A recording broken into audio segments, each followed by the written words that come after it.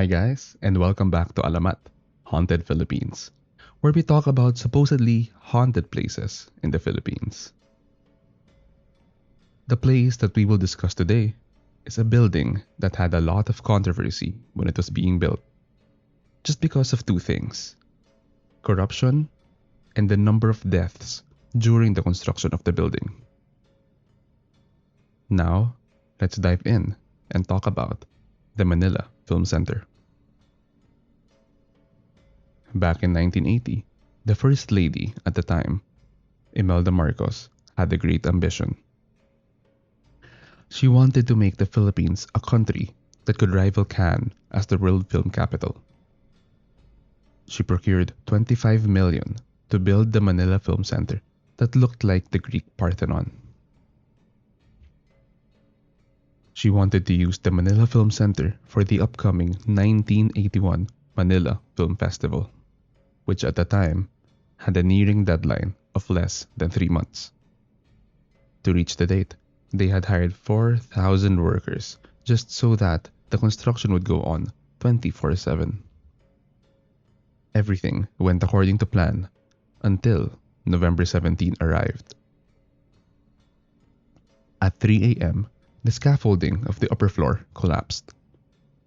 A lot of workers were buried under the rubble.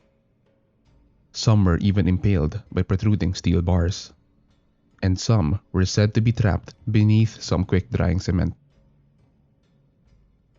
According to the legend, Imelda Marcos did not want to delay the project.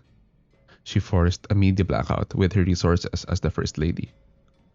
Rescuers were only permitted to go to the site 9 hours after the incident.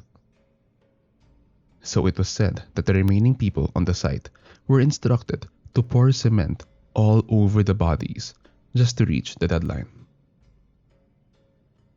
It was rumored that close to 170 men were buried alive that day. The construction was completed on time, and the Manila Film Festival happened in the building.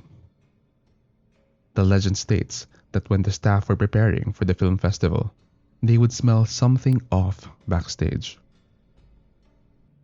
And sometimes they would feel like somebody was blowing on their skin. Some guests also reported seeing ghostly apparitions of construction workers inside the building. A journalist went into the building with a group of spirit questers back in the late 90s to look for the paranormal. He mentioned that due to the dark and grim history that happened to the construction of the building, a lot of urban legends sprouted from the place. One of the questers told the journalist that there was a laborer standing beside one of the cameramen. When they checked, there was nobody there. In another time, when they were praying inside the building, the flames of the candles that they had brought would suddenly tilt to one side. They all found it weird since there was no wind inside the place. After that, they would experience some subtle hauntings, like hearing the sounds of carpentry, especially hammering and chiseling. They even checked everywhere to see if somebody was working on another part of the building. But when they looked, nobody was there. The final thing that they experienced was smelling someone preparing food. They found it weird since it's an abandoned building and there shouldn't be anyone there to be cooking any food. Do you guys think that the ghosts are still there because their bodies are still under the building? If you enjoyed this place, don't forget to like and subscribe. It would help me a lot. If you have your own creepy and haunting tales, or if you have recommendations on what place you want me to cover next, share them with me down in the comment section below. Thank you guys, and see you in the next one.